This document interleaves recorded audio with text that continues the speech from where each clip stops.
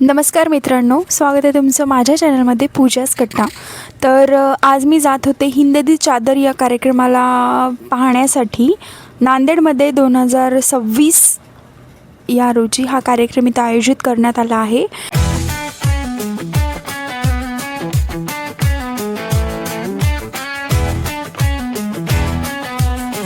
या दिवशी इथे काही एवढी गर्दी नव्हती, त्याच्यामुळे मग मी आले आणि थोडासा व्हिडिओ बनवण्याचा प्रयत्न केला.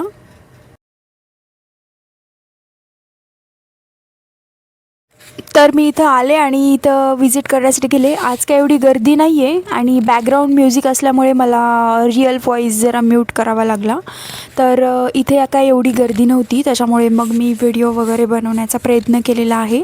आणि पार्किंग खूप लांब आहे, मला वाटते 1-2 किलोमीटर मागे पार्किंग आहे आणि त्याच्या पुढे त्यांचं स्टेज वगैरे तिथे बनवलेलं आहे. तर जेवढी मला तिथे जाऊन माहिती भेटली तर मी तुम्हाला या व्हिडिओमध्ये शेअर करण्याचा प्रयत्न करील. तर चादर म्हणजे काय? चादर म्हणजे संरक्षक किंवा ढाल असे आपण म्हणू शकतो त्याला.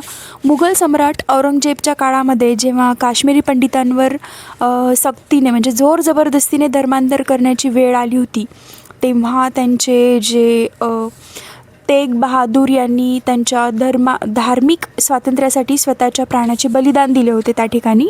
तर त्याबद्दलच हा सोहळा इथं आयोजित करण्यात आला होता. म्हणजे 350 वर्ष झालेली आहे या सोहळ्याला.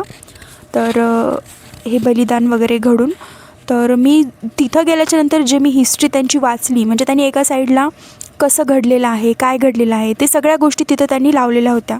तर ती हिस्ट्री वगैरे वाचून मी त्या क्लिप्स पण घेतलेल्या आहेत, पुढे तुम्हाला व्हिडिओमध्ये नक्कीच दिसतील. आणि या ठिकाणी एवढी स्वच्छता होती, म्हणजे खूप छान सगळ्या गोष्टीची तिथे सोय केलेली होती. तर थोडीफार मी हिस्ट्री तुम्हाला सांगण्याचा प्रयत्न करते. तर त्या ठिकाणी असं घडलेलं होतं की जे शीखांचे गुरु होते म्हणजे तेग बहादूर यांच्या दुसऱ्या धर्माच्या रक्षणासाठी दिलेले हे जगाच्या इतिहासातील एक अद्वितीय बलिदान मानले जाते. ऐतिहासिक संदर्भामध्ये याची अशी संकल्पना आहे की म्हणजे 1675मध्ये दिल्लीच्या चांदनी चौक येथे त्यांचे शिर धडावेगळे करून त्यांना शहीद करण्यात आले होते. मुघलांनी खूप जास्त त्यांच्यावर अत्याचार केले होते. त्यांचे जे पहिले 3 शिष्य होते, तर सगळ्यात पहिल्या शिष्याला त्यांनी उकळून मारलं होतं, म्हणजे अक्षरशः कढईमध्ये उकळत्या पाण्यामध्ये त्यांना शहीद केलं गेलं. त्यानंतर त्यांचे दुसरे जे शिष्य होते त्यांना कापूस असतो ना, तर तो कापूस पूर्ण त्यांच्या अंगाला गुंडाळून त्यांना जिवंत जाळून त्यांना शहीद करण्यात आलं होतं. आणि जे तिसरे त्यांचे शिष्य होते, म्हणजे त्यांना एवढी शिकवण दिली होती त्यांनी की काहीही झालं तरी धर्मासाठी शांत राहायचं आणि नेहमी गुरुचं आपलं नाव घ्यायचं, देवाचं आपलं नाव घ्यायचं आणि प्रत्युत्तर नाही द्यायचं त्यांना, म्हणजे आपण स्वतः हिंसा नाही करायची, अशी त्या धर्मात त्यांनी शिकवण दिलेली होती. तर तिसऱ्या त्यांच्या शिष्याला अक्षरशः लाकडाच्या फटीमध्ये म्हणजे असं त्याला पॅक करून त्यांना उभं चिरलेलं होतं.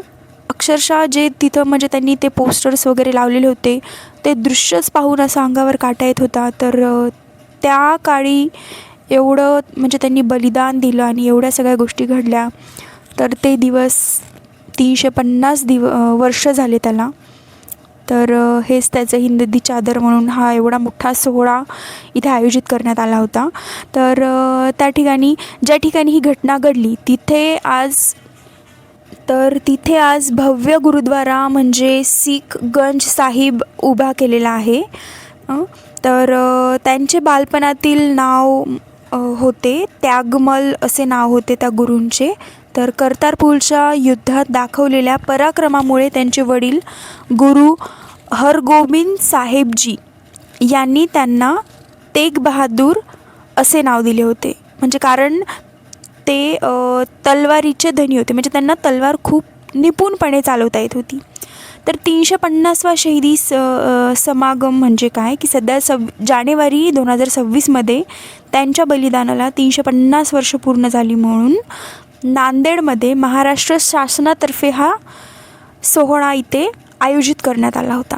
तर हे काही त्या सोहळ्याचे दृश्य होते. म्हणजे मध्ये गेल्याच्यानंतर जे त्यांनी लावले होते, त्यांचे पोस्टर्स वगैरे लावलेले होते, तर ते हे वाचण्यासाठी म्हणजे खूप छान आणि अतिशय खूप गर्दी होती तिथे.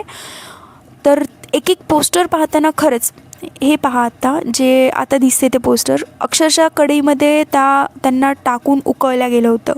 त्यांचं जे शीर होतं म्हणजे त्यांचं जे डोकं होतं ते धडापासून वेगळं करून त्यांना मारलेलं होतं.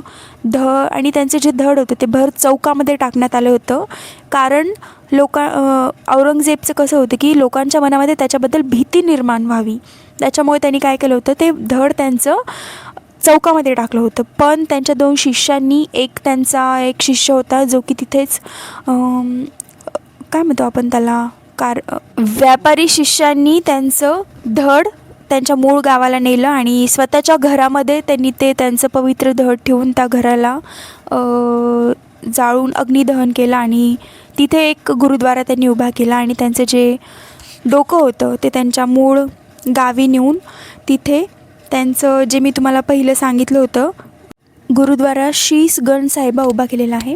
तर ही सगळी याची जेवढी मला माहिती झालेली आहे तेवढी ही हिस्ट्री आहे. तर तुम्ही पण नक्की तिथे जाऊन पहा आणि माझ्या चॅनलला सबस्क्राईब करा. थँक्यू.